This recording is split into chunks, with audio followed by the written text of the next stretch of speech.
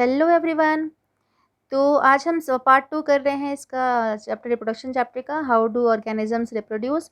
तो first part में हमने देखा कि इंपॉर्टेंस ऑफ वेरिएशन क्या है एंड डीएनए कॉपिंग कैसे होती है, यानी कि पेरेंट से नेक्स्ट जनरेशन में जो फीचर्स हैं वो किस तरीके से ट्रांसफ़र होते हैं जो कि डीएनए से होता है। तो वो हमने डिटेल में पढ़ा है फर्स्ट पार्ट में। आज हम पढ़ेंगे mode of reproduction use by single organism. तो उससे पहले मैं एक बात बताऊं कि मोड ऑफ रिप्रोडक्शन ना 2 टाइप्स के होते हैं। रिप्रोडक्शन के जो मोड होते हैं, एक तो होता है एसेक्सुअल रिप्रोडक्शन। ये जो मोड लिखा है ना, मोड ऑफ रिप्रोडक्शन, 2 टाइप के होते हैं। एक तो होता है एसेक्सुअल, जिसमें कि सिर्फ सिंगल पेरेंट इन्वॉल्व होते हैं, और एक होता है सेक्सुअल रिप्रोडक्शन जिसमें कि 2 पेरेंट्स इन्वॉल्व होते हैं। ठीक है, एसेक्सुअल में सिंगल पेरेंट, मतलब एक ही इंडिविजुअल होता है, एक ही जो पेरेंट सिंगल होते हैं, और सेक्सुअल रिप्रोडक्शन में क्या होता है, 2 पेरेंट्स इन्वॉल्व होते हैं। ओके, तो ये 2 टाइप के मोड ऑफ रिप्रोडक्शन है। तो आज जो हम डिटेल में पढ़ने वाले वो है मोड ऑफ रिप्रोडक्शन में एसेक्सुअल रिप्रोडक्शन, जो कि एक तो यूनिसेलुलर ऑर्गेनिज्म में होता है और कुछ मल्टीसेलुलर ऑर्गेनिजम्स में भी होता है। तो आज हम पढ़ेंगे asexual mode of reproduction. Okay, तो इसमें हम आते हैं। फर्स्ट जो है एक एक्टिविटी दे रखी है यहाँ पर।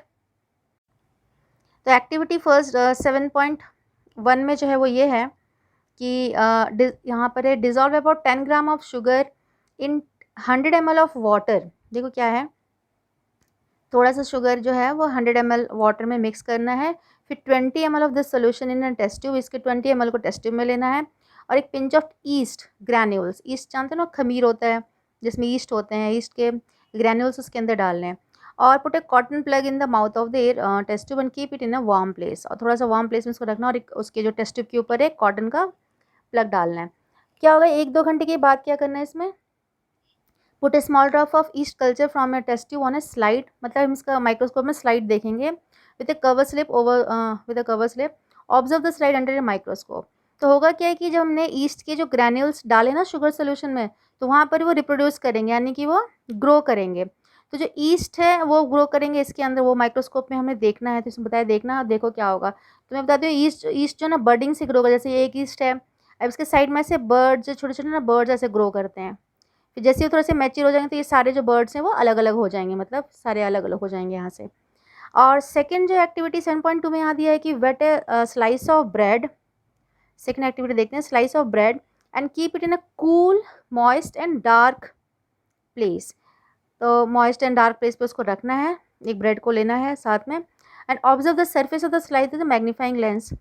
और थोड़ी देर में क्या हो, जैसे कि हम उसको तो रखते रेफ्रिजरेट करते हैं तो उसमें जल्दी कुछ भी ग्रो नहीं करता, लेकिन वैसी ब्रेड को रख दो थोड़े दिन के लिए ना, मॉइस्ट करके, मॉइस्ट वाली जगह पर, तो उसमें ग्रीन ग्रीन सा देखना ब्रेड के ऊपर निकल जाते हैं, ग्रीन ग्रीन से वो फंगस लग जाते हैं। ठीक है, फंगस लग जाते हैं, तो वो एक्चुअली में क्या है, मोल्ड है। तो उनका वो भी वहाँ पे ग्रो कर रहे हैं, तो उन्हें ब्रांचेस टाइप में ग्रो करते हैं। जो मोल्ड होते हैं ना वो जैसे एक यहाँ ऐसे ग्रो किया है, फिर ऐसे कुछ ब्रांचेस से दिखेंगे, फिर नया ग्रो करेगा। उसको ध्यान से देखोगे ना तो ऐसे दिखता है, कुछ ग्रो करते हैं उसके अंदर जो मोल्ड है। तो यहाँ पे ये दिया रखा है कि compare and contrast the ways in which east grows in first case and how mould grows in the second case. तो दोनों की स्लाइड बनाने और देखने हैं कि दोनों किस तरीके से ग्रो करता है। तो मैंने बताया एक में तो दिखेगा तुम्हें बडिंग टाइप जो है मैंने ईस्ट में, एंड मोल्ड में जो वो ब्रांचेस टाइप में छोटे छोटे से ऊपर इस टाइप से होगा, बल्ब जो स्ट्रक्चर है नीचे आईफे होगा, एंड देन उसके रूट्स टाइप में फिर नया एक ग्रो करते हैं, इस टाइप से वो ग्रो कर रहते हैं।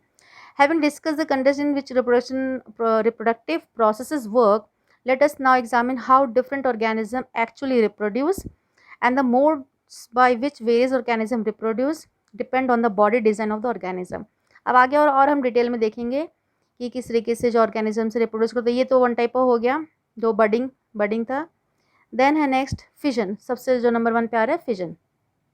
तो अभी हम जितने भी पढ़ रहे हैं वो सबके सब कौन से मोड ऑफ रिप्रोडक्शन है, एसेक्सुअल मोड ऑफ रिप्रोडक्शन में, जिसमें कि सिंगल पेरेंट इन्वॉल्व होंगे और वहाँ से वो रिप्रोड्यूस करेंगे। तो जैसे फर्स्ट हम देख रहे हैं फिजन। फिजन में क्या होता है, ये 2 टाइप के फिजन में तुम्हें बताती हूँ। फिजन में 2 टाइप के होते हैं, एक तो होता है बाइनरी फिजन, अभी बताऊंगी तो पहले ही पढ़े हो याद आ जाएगा, और एक होता है multiple fission.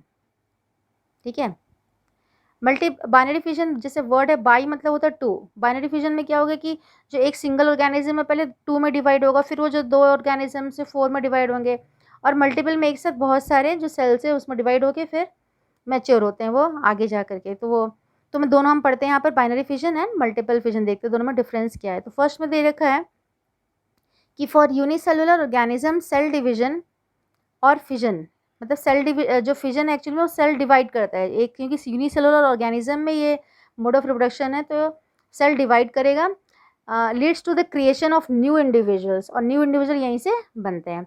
Many different patterns of fission have been observed. Many bacteria and protozoa simply split into two equal halves during cell division, or in organisms such as amoeba, splitting of the two cells during division can take place in any plane। किसी भी plane में ये हो सकता है ना, कि किसी भी तरफ से ये हो सकता है एमीबा में। और एमीबा का पहले भी काफ़ी बार पढ़ रखे हैं सभी ने, इसके पहली क्लास आई थिंक क्लास 8 में भी है इसके बारे में। तो ये देखो एमीबा का कैसे होता है, जो बहुत ही इंपॉर्टेंट है इसके बारे में, इसको जानना कैसे एमीबा डिवाइड करता है। तो यहाँ पे देखो ये सिंगल एमीबा है। पहले इसका क्या होता है, जो बीच का जो न्यूक्लियस है वो ध्यान दो, यहाँ पर न्यूक्लियस पे ध्यान देना कि न्यूक्लियस पहले डिवाइड होता है न्यूक्लियस, क्योंकि न्यूक्लियस में क्या कंटेन करते हैं, डीएनए, बताया था ना। न्यूक्लियस क्या कंटेन करता है, डीएनए कंटेन करता है। और पहले ये न्यूक्लियस डिवाइड हुआ, ये देखो ये न्यूक्लियस डिवाइड हुआ, उसके बाद में साइटोप्लाज्म डिवाइड होते हैं, और उसके बाद में ये दो डॉटर सेल्स में डिवाइड हो जाते हैं। तो ये है बाइनरी फिजन इन एमीबा। तो ये बाइनरी फिजन नीचे दिख रहा है, उसके नीचे देखो क्या है, ये यहाँ भी बाइनरी फिजन हो रहा है, किसके अंदर हो रहा है, लेशमैनिया। ये भी एक ऑर्गेनिज्म है, तो इसमें भी पहले ये सिंगल है, देन ये धीरे धीरे डिवाइड हो रहे हैं दो में। देखो भी सबसे पहले ध्यान दे एक बात कि न्यूक्लियस पहले डिवाइड हो, ये न्यूक्लियस है यहाँ पर, उसके बाद ये दो न्यूक्लियस में, वो भी दो न्यूक्लियस के बाद में धीरे धीरे करके ये फिर बाकी जो दोनों पार्ट्स हैं वो ये अलग हो रहे हैं, और फिर ये दो अलग अलग ऑर्गेनिजम्स में आगे जाके स्प्लिट हो जाएंगे, डिवाइड हो जाएंगे। तो ये बाइनरी फिजन, जिसमें कि सिंगल ऑर्गेनिज्म दो में डिवाइड होता है, पहले दो में, इसलिए इसका नाम है बाइनरी फिजन। अब देखते हैं डिटेल में इसको पढ़ते हैं क्या है आगे। यहाँ पर एक एक्टिविटी 7.3 में देखा है कि observe permanent slide of amoeba under a microscope. ये तुम्हें स्कूल में वाले दिखाएंगे, लैब में उनका स्लाइड होता है, एमीबा का परमानेंट स्लाइड होता है, तो वहाँ पे हम देख सकते हैं। इसके फिर नेक्स्ट है, however some universal organism show somewhat more organisation of their body such as leishmania which cause kalazar, जो डिजीज़ है इसकी वजह से होता है, लेशमैनिया की वजह से होता है, ये भी ध्यान में रखना। Which have a whip like structure at one end of the cell. ये वाइप लाइक स्ट्रक्चर है ना, ये दिख रहा है साइड से जो ब्लैक रंग का एक है, ये वाइप लाइक स्ट्रक्चर है। In such organism binary fission occurs in definite orientation in relation to other single organism called single celled organism such as malarial parasite. ये दिख रहा है डायग्राम, मलेरिया पैरासाइट जैसे कि plasmodium divide into many daughter cells simultaneously by multiple fission. तो मैंने बात की थी ना, दो फिजन दो टाइप के होते हैं, एक तो होता है बाइनरी फिजन और एक होता है मल्टीपल फिजन। तो जो प्लास्मोडियम है ये किससे डिवाइड करता है, बाइनरी फिजन से। प्लास्मोडियम, ये सारी चीज़ें याद रखनी है ना, एग्जाम में आते हैं पूछते हैं इनको कि मल्टीपल फिजन किस में होता है, एमसीक्यू में पूछ सकते हैं, या फिर जब लिख रहे हैं तो भी एग्जाम्पल में लिखने के लिए काम आता है। तो east on the other hand can put out small birds, जो ईस्ट है वो स्मॉल बर्ड्स में आते हैं, जबकि जो प्लास्मोडियम है ये देखो स्ट्रक्चर है ना, ये जो छोटे छोटे येलो येलो से दिख रहे हैं ना बीच में ग्रीन एंड ये छोटे छोटे सारे वो हैं सेल्स हैं जो मल्टीपल फिजन से जो सेल डिवाइड हुए हैं। फिर जैसे ये साइड का जो ये ब्रेक होगा और ये सब के सब एक ऑर्गेनिज्म बन जाएंगे प्लास्मोडियम के, ठीक है। नेक्स्ट है यहाँ पर, तो हमने ईस्ट में देखा, ये तो आगे जो स्मॉल बर्ड्स बनते थे ना ईस्ट के अंदर, फिर बाद में वो सेपरेट हो जाएंगे, मैंने वहाँ पे बता दिया था। नेक्स्ट टॉपिक है फ्रैगमेंटेशन। तो ये भी one of the mode of asexual reproduction है। तो फ्रैगमेंटेशन में जो एक्टिविटी दे रखी है वो देखते हैं। यहाँ से दे रखा है कि collect water from a lake और pond that appears dark green and contain filamentous structure. ये ऐसे हिंदी में नॉर्मली इसको काई बोलते हैं ना, जो ग्रीन रंग का देखते हो कई बार, जहाँ पे पानी बहुत ज़्यादा जमा होता है वहाँ पे ग्रीन ग्रीन सा एक लेयर सा जम जाता है। तो वैसे यहाँ पे दे रखा है कि लेक या पॉन्ड से जो ग्रीन कलर का होता है ना, जो वो पानी ग्रीन ग्रीन सा दिखता है, तो उसमें कुछ फिलामेंटस स्ट्रक्चर टाइप की तुम्हें चीज़ दिखेंगी, वो कलेक्ट करना है। Put 1 or 2 filaments in a slide, उसकी स्लाइड बनानी है। Put a drop of glycerine on the filament and cover it with a cover slip. Observe the slide under microscope. तो can you identify different tissues in the spirogyra filament. जैसे spirogyra filament जो है वो हम देख सकते हैं वहाँ पर, एक्चुअली ये स्पाइरोगायरा ही है जिसका जो फ्रैगमेंटेशन से डिवाइड करता है, रिप्रोड्यूस करता है। मतलब उसका जो शेप होता है ना, याद होगा क्लास 8 में भी था कुछ इस टाइप से होते हैं और बीच में इसके ऐसे कुछ स्ट्रक्चर टाइप से दिखेंगे, ऐसे इस टाइप से, और इस टाइप ये। फिर ये बीच से अगर ब्रेक भी हो जाते हैं, यहाँ से कट हो जाते हैं, तो फिर ये 2 स्पाइर वगैरह में चेंज हो जाएंगे। और फिर ये जो स्पाइर वगैरह आगे मैच्योर होके फिर 2 इसमें मतलब ये इस तरीके से ग्रो कर जाते हैं, ठीक है। तो in multicellular organism which relatively simple, तो अब ये जो स्पाइर वगैरह क्या है ना, ये मल्टीसेलुलर ऑर्गेनिज्म है। इसके पहले हमने देखा वो सारे यूनिसेलुलर थे। तो in multicellular organism with relatively simple body organisation, simple reproduction methods can still work. तो स्पाइर वगैरह में सिंपल जो है वो डिवाइड कर करके वो ब्रेक भी हो जा रहा है, तब भी डिवाइड करके रिप्रोड्यूस कर रहे हैं। तो क्योंकि क्या है, वो मल्टीसेलुलर होने के बावजूद भी उनका जो बॉडी डिज़ाइन जो होता है ना, वो सिंपल होता है बहुत ही मतलब वन टाइप ऑफ सेल से पूरी बॉडी उनकी बनी होती है। तो for example simply breaks into smaller pieces upon maturation, mature होते हैं तो सिंपली ब्रेक कर जाएंगे, और फिर जो ये पीसेज है वो फिर नए इसमें फ्रैगमेंट्स में ग्रो करेंगे, न्यू इंडिविजुअल बनेंगे, फिर वो टूटेंगे, फिर ब्रेक होने के बाद, तो ऐसे करके वो ग्रो करते रहते हैं। तो सिंपल है क्योंकि इनका वन टाइप ऑफ सेल से पूरी बॉडी बना हुआ, वन टाइप ऑफ सेल से मल्टीसेलुलर होने के बाद भी वो सिंपल डिवाइड करके ग्रो कर रहे हैं। लेकिन इसके आगे जो क्वेश्चन है पूछ भी सकते हैं एग्जाम में कि this is not true for all multi cellular organisms. इस तरीके से सारे मल्टी सेलुलर ऑर्गेनिज्म में नहीं हो सकता।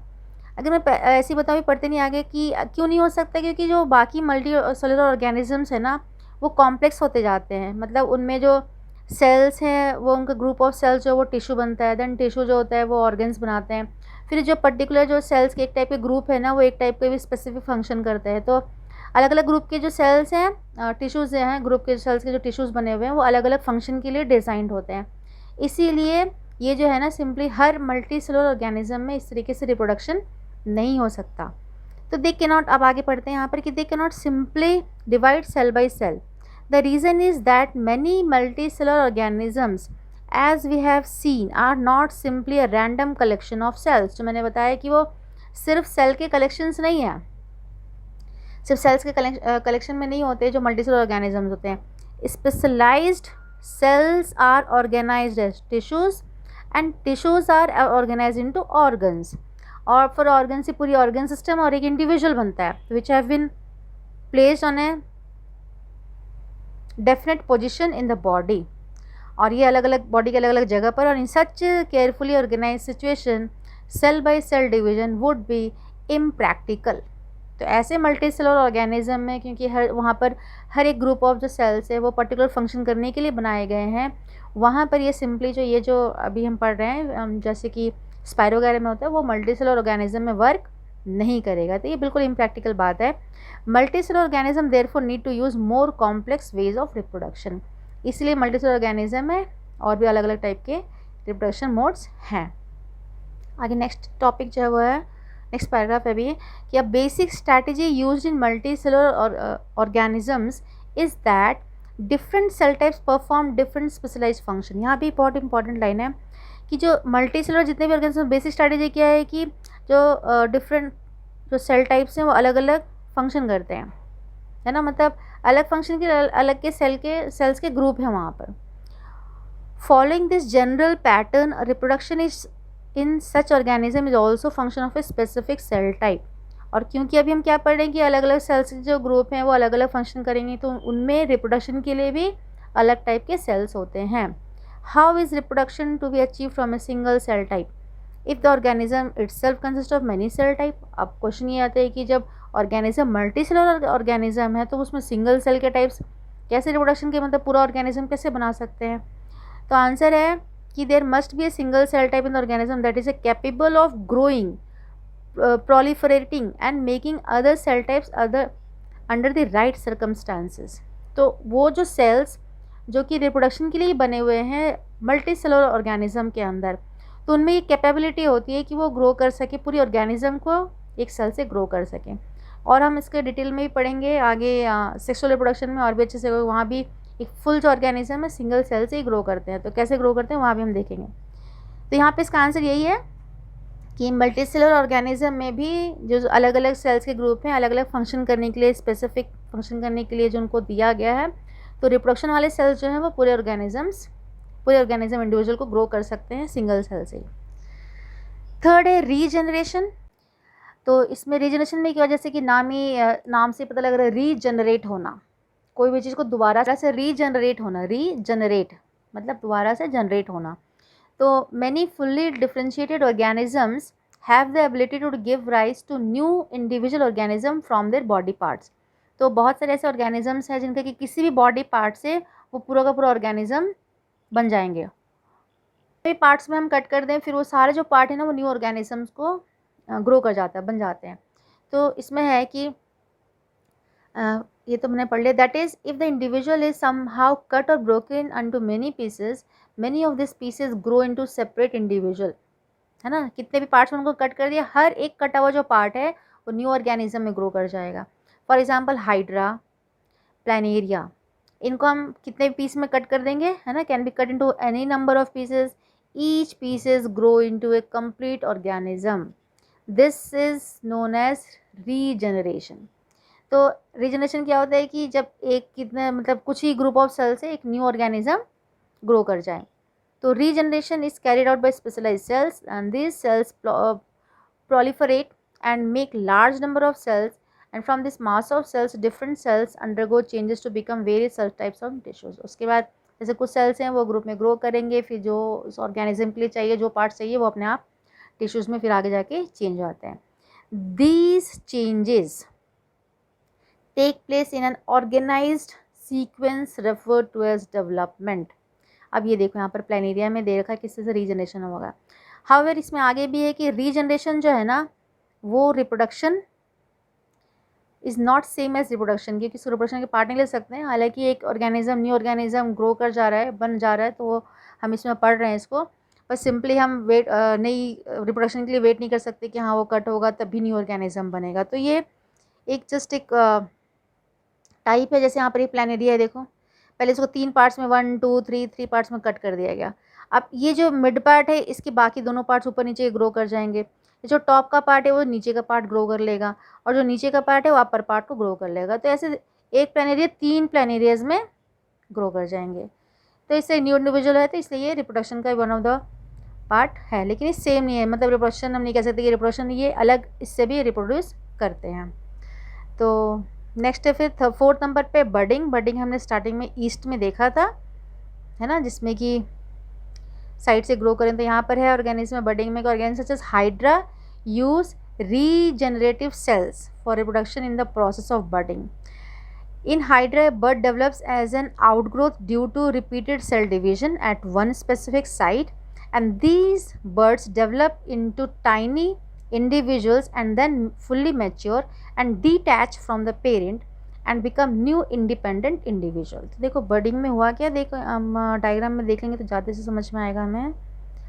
ये देखो यहाँ पर ये एक हाइड्रा है फुल्ली, यहाँ पे देख सकते हैं छोटा सा ग्रोथ होना स्टार्ट हुआ है ना। तो एक पर्टिकुलर साइड पे वहाँ पे क्या होगा, अचानक से सेल जो है ग्रो करना स्टार्ट करेंगे। फिर ये थोड़ा सा बड बन गया, देखो बड के बाद ये जैसे ही थोड़ा मैच्योर हो जाएगा तो क्या हो जाएगी, अलग हो जाएगा। मतलब ये फिर अलग से हाइड्रा बन के यहाँ पर साइड में अलग, मतलब एक छोटा सा हाइड्रा अलग बन जाएगा। फिर ये मैच्योर होगा, फिर इसके साइड से ऐसे बड निकलेंगे और फिर न्यू हाइड्रा बनेगा। तो इस तरीके से हाइड्रा जो है वो रिप्रोड्यूस करता है, जो कि क्या है मेथड है, ये बडिंग है। बड का आना, साइड से बड निकला, बड जो है वो हाइड्रा में चेंज हुआ, मैच्योर होने के बाद में डिटैच कर जाएगा। ठीक है, ये बडिंग प्रोसेस है। नेक्स्ट है vegetative propagation, one of the important part. Vegetative reproduction में क्या होता है, प्लांट्स में होते हैं। तो जब भी रिप्रोडक्शन प्लांट्स के किसी पार्ट से, हमने देखा ना बहुत सारे प्लांट्स अलग अलग पार्ट से ग्रो करते हैं। कुछ प्लांट जो है स्टेम से ग्रो कर जाएंगे, हम ग्रो कर, जैसे कि रोज़ है। फिर कुछ प्लांट जो है प्लांट के पार्ट्स, डिफरेंट पार्ट से न्यू प्लांट्स ग्रो करना है। लीव से भी ग्रो करते हैं, है ना, देन रूट से भी ग्रो होते हैं। तो प्लांट के डिफरेंट पार्ट्स से जो ग्रो होते हैं वो है वेजिटेटिव प्रोपोगेशन, जिसमें कि हम पढ़ेंगे आगे और सभी के एग्जांपल्स भी देखेंगे। तो हम आते हैं इस पर। There are many plants in which parts like root, stem, leaves develop into new plants under appropriate condition, है ना। Unlike in most animals, plants can indeed use such a mode of reproduction. ये बाकी organism ऐसा नहीं होता है, plants ऐसे use कर सकते हैं। This property of vegetative propagation is use in methods such as layering और grafting to grow many plants like sugar cane, roses और ग्रेप्स फॉर एग्रीकल्चर पर्पसेस। तो ये स्टेम से भी ग्रो करते हैं। स्टेम रोज़ का देखा होगा सभी ने, बाकी को तो देखा नहीं हो तो रोज़ का तो देखिए, रोज़ को जो ना स्टेम कट करके हम लगाते हैं तो ग्रो कर जाता है स्टेम से। Plants raised by vegetative propagation can bear flowers and fruits earlier than those produce from seeds. अब कुछ प्लांट्स में ऐसे है ना कि उनमें ना सीड से भी हम ग्रो कर सकते हैं और उनके स्टेम से भी ग्रो कर सकते हैं। तो जो प्लांट्स को हम वेजिटेटिव पार्ट से ग्रो करते हैं ना, उनमें फ्रूट्स और जो फ्लावर्स हैं वो जल्दी आते हैं। ये ना एडवांटेज है। मतलब अगर आता है ना कि क्या एडवांटेज है, हम सीड से कोई प्लांट को ग्रो कर रहे हैं या फिर हम उसके वेजिटेटिव पार्ट से ग्रो कर रहे हैं तो क्या फ़ायदा है। तो वेजिटेटिव पार्ट से अगर हम प्लांट को ग्रो करते हैं तो उसमें जो फ्लावर्स एंड फ्रूट्स है वो जल्दी आते हैं, जो कि बजाय कि सीड से ग्रो किए हुए प्लांट में। Such method are make possible also make possible the propagation of plant such as banana, orange, rose and jasmine that have lost their capacity to produce seeds. और दूसरा इसका क्या हो जाएगा बेनिफिट या एडवांटेज क्या है दूसरा, कि ऐसे प्लांट जिनमें कि अब सीड्स नहीं होते हैं, कैपेबिलिटी जो सीड्स के हैं वो उनके अंदर लॉस्ट हो चुकी है ही नहीं, तो वैसे प्लांट्स को भी हम उनके स्टेम के थ्रू ग्रो कर सकते हैं। क्योंकि बहुत ज़रूरी है कि एक प्लांट के बाद दूसरा वो चीज़ ग्रो होता रहे। रिप्रोडक्शन जो है ना, हम पढ़ ही रहे इंपॉर्टेंस ऑफ रिप्रोडक्शन क्या है, तो ज़रूरी है कि एक इंडिविजुअल से दूसरा इंडिविजुअल ग्रो किया जा सके किसी भी मेथड से। अब क्योंकि इनमें सीड्स होते ही नहीं हैं तो इनका हम स्टेम से भी ग्रो कर सकते हैं। Another advantage of vegetative reproduction is that and plants produced are genetically similar enough to the parent plant to have all its characteristics. और थर्ड बेनिफिट क्या है वेजिटेटिव रिप्रोडक्शन का, प्रोपोगेशन का, कि इनमें से जो प्लांट्स ग्रो करते हैं वो जेनेटिकली सिमिलर होते हैं। मतलब इनमें ज़्यादा वेरिएशन नहीं होता है। जेनेटिकली सिमिलर यानी कि जैसे हम चाह रहे हैं कि कोई फ्लावर है या फ्रूट है वो सेम टू सेम जो हम नया प्लांट लगा रहे हैं उसमें वैसी फ्लावर और वैसी फ्रूट आए, तो हम उसको वेजिटेटिव प्रोपोगेशन से ग्रो करेंगे तो वो ऑलमोस्ट मतलब जेनेटिकली सिमिलर होगा, उसी की तरह होगा, तो वेरिएशन आएगा, जो कि सीड में डिफरेंस हो सकता है। ठीक है, सीड में ज़्यादा डिफरेंस हो सकती है जो कि वेजिटेबल प्रोपोगेशन में नहीं होता है। तो ज़रूरी है ये प्लांट्स वगैरह के लिए ज़्यादा ज़रूरी होता है, हम इसीलिए प्लांट में फ्रूट्स या फ्लावर्स के लिए यूज़ करते हैं। नेक्स्ट है, अब देखते हैं एक्टिविटी 7.5। इसमें भी क्या है, पोटैटो जो कि स्टेम पार्ट होता है प्लांट का, उससे देखेंगे रिप्रोडक्शन कैसे होता है। तो यहाँ पर है take a potato and observe the notches.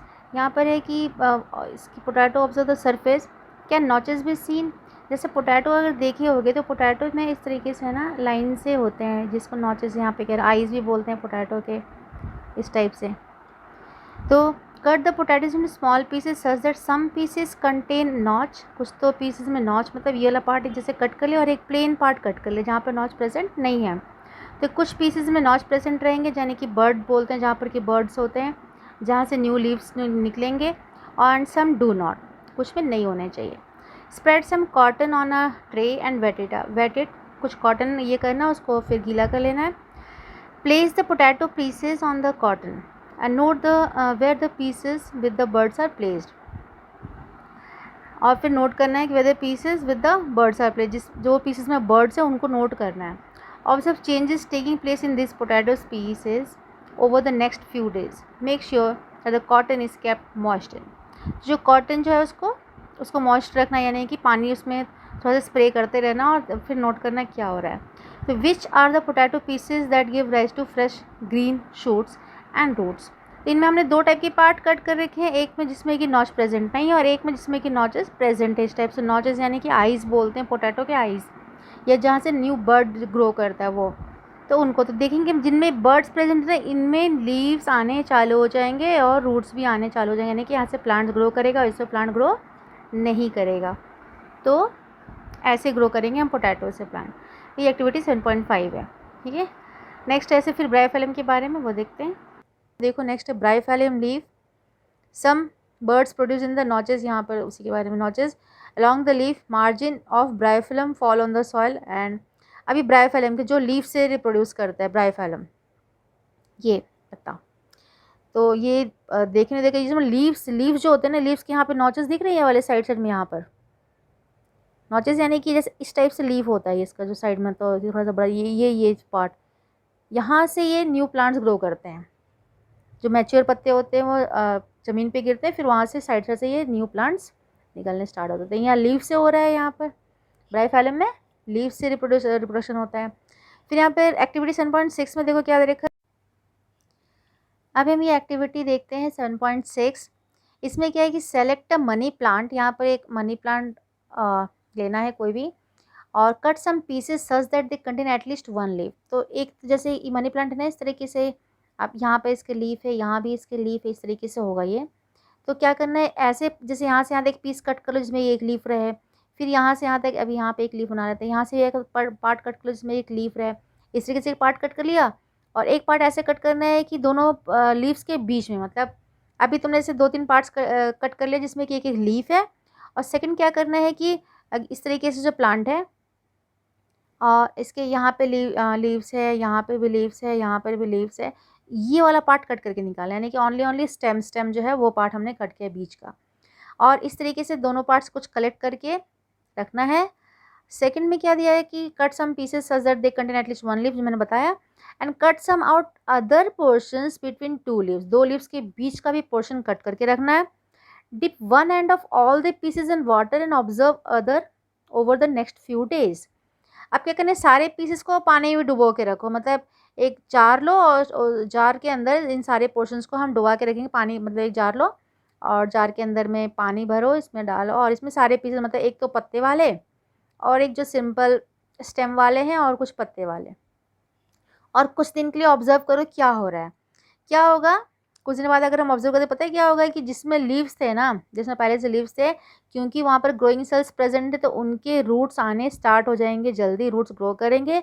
और जिनमें सिर्फ हमने जो स्टेम डाल रखा है उनमें रूट्स नहीं ग्रो करेंगे, क्योंकि वहाँ पर कोई ग्रोइंग सेल्स प्रेजेंट नहीं है। ठीक है, तो यही कंक्लूजन है यहाँ पर। ठीक है, नेक्स्ट इसमें है टिश्यू कल्चर, वो देखते हैं। टिश्यू कल्चर क्या है यहाँ पर, एक्चुअली ये तो है do you know, more to know है कि in tissue culture new plants are grown by removing tissue separating cells from the growing tip of plant. हर एक प्लांट का क्लास 9th में पढ़ा है, याद करो कि हर एक प्लांट में जो ग्रोइंग मेरिस्टेमेटिक टिश्यूज देते हैं, ग्रोइंग सेल्स टिप पर ज़्यादा प्रेजेंट होते हैं, प्लांट के टिप पर, यहाँ पर ऊपर में जहाँ से कि new leaves and branches grow करें, तो टिप पर ज़्यादा प्रेजेंट होते हैं growing cells. The cells are then placed in an artificial medium where they divide rapidly to form a small group of cells या फिर कैलस।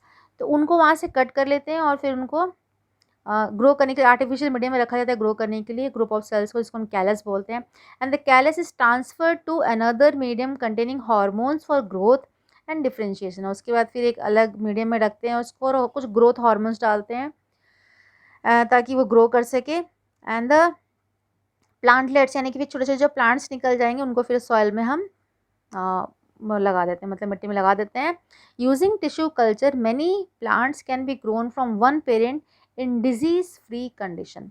तो टिश्यू कल्चर से क्या होता है ना, उनको डिजीज़ फ्री कंडीशन में हम न्यू प्लांट्स को ग्रो कर सकते हैं, बहुत सारे न्यू प्लांट्स को ग्रो कर सकते हैं। And this technique is commonly used for ornamental plants, mostly ये ऑर्नामेंटल प्लांट्स में सजाने वाले यानी फूल वूल के प्लांट्स में ज़्यादातर इनको यूज़ किया जाता है। ठीक है, नेक्स्ट है स्पोर फॉर्मेशन, ये देखते हैं। इवन इन स्पोर, यहाँ पर देखो राइजोपस में स्पोर्स जो हैं, इसमें यहाँ पर देख सकते हैं हम लोग, यहाँ ये स्पोर्स, मतलब ये बल्ब लाइक स्ट्रक्चर है ना, ये बर्स्ट करता है तो इसके अंदर से स्पोर्स होते हैं। स्पोर फॉर्मेशन में किस तरीके से रिप्रोडक्शन होता है, देखो कि even in many simple multi cellular organism specific reproductive parts can be identified. बहुत सारे सिंपल मल्टी सेलुलर ऑर्गेनिज्म में है रिप्रोडक्टिव पार्ट्स हम देख सकते हैं, लेकिन the thread like structures that developed on the bread in activity 7.2 में हमने बताया था ना, थ्रेड लाइक स्ट्रक्चर्स जो ग्रो कर जाते हैं, मैंने वहाँ पे बताया था कुछ बल्ब लाइक स्ट्रक्चर में, फिर वो रूट्स टाइप में बढ़ते हैं। Are hyphae of the bread mould, यानी कि Rhizopus, they are not reproductive part, वो रिप्रोडक्टिव पार्ट नहीं होते हैं। On the other hand the tiny blob on a stick structure are involved in reproduction. The blobs are sporangia, which contain cells of spores, and they can eventually develop into a new rhizopus individually. The spores are covered by thick walls that protect them until they come into contact with another moist surface, can begin to grow. तो diagram देख तो यहाँ से ज़्यादा समझ में आएगा कि ये जो है स्पोर्स हैं, ये हाइफे है यहाँ पर, ये ब्लब लाइक जो स्ट्रक्चर इसकी ये कंटेन करते हैं, जो स्पोर्स कंटेन करते हैं। तो मेन रिप्रोडक्टिव पार्ट क्या हो गया, ये वाला पार्ट हो गया। ये जो है इनका कोई रिप्रोडक्शन से लेना देना यहाँ पर नहीं है। तो बस ये डायग्राम को एक्सप्लेन करने की यहाँ पर कोशिश है। तो जो स्पोर्स है ये फिर जाएंगे, अब ये स्पोर्स जो है ना, ये छोटे छोटे ये जैसे ये अब ये एयर में ही होंगे, और इनके आउटर जो कोटिंग है ना, एक प्रोटेक्टिव कोट होता है इनके पास, तो ये एयर में ही होंगे। जैसे इनको लगता है सूटेबल इनको इन्वायरमेंट में ग्रो करने के लिए, तो फिर वहाँ पर वो ग्रो कर जाते हैं, और तब तक ये स्पोर्स जो है अंदर ही अंदर प्रोटेक्शन के मोड में रहते हैं। तो यहाँ पर लास्ट यही है लास्ट में कि the spores are covered by thick walls that protect them until they come into contact with another moist surface. तो वो जो स्पोर्स है वो एयर में ही घूमते होते हैं, जैसे भी किसी सूटेबल मॉइस्ट सरफेस के कांटेक्ट में आएंगे, फिर वहाँ पर वो ग्रो करना स्टार्ट करते हैं, अदरवाइज वो एज इट इज़ रहेंगे, काफ़ी दिनों तक रहते हैं। तो all the modes of reproduction that we have discussed, so far allow new generations to be created from a single individual, this is known as asexual reproduction. तो ये लास्ट में है एसेक्सुअल रिप्रोडक्शन का डेफिनेशन, कि asexual reproduction होता क्या है, ये ध्यान से आप इसको नोट भी कर लेना। कि जितने भी अभी तक हमने पढ़े ना, स्टार्टिंग से अभी तक हमने जो जितने भी टाइप्स ऑफ पढ़े, सबके सब क्या थे, सिंगल इंडिविजुअल से हो रहे थे ना। New generations can be created from a single individual, this is known as asexual reproduction. ठीक है, नेक्स्ट टॉपिक में हम यहाँ पढ़ेंगे हम सेक्सुअल रिप्रोडक्शन के बारे में। और ये हमने आज करा सेक्सुअल रिप्रोडक्शन पूरा का पूरा करा जिसमें कि सिंगल पेरेंट इन्वॉल्व होते हैं। यहाँ पर कुछ क्वेश्चंस भी हैं, एंड होप कि तुम लोग सब कर सको तो इसको, नहीं तो हम इसको भी डिस्कस करेंगे। तो ये सेक्सुअल ख़त्म होता है, नेक्स्ट टॉपिक है सेक्सुअल रिप्रोडक्शन, जो पहले प्लांट है देन फिर एनिमल है, दोनों ही हम करेंगे। Okay, thank you.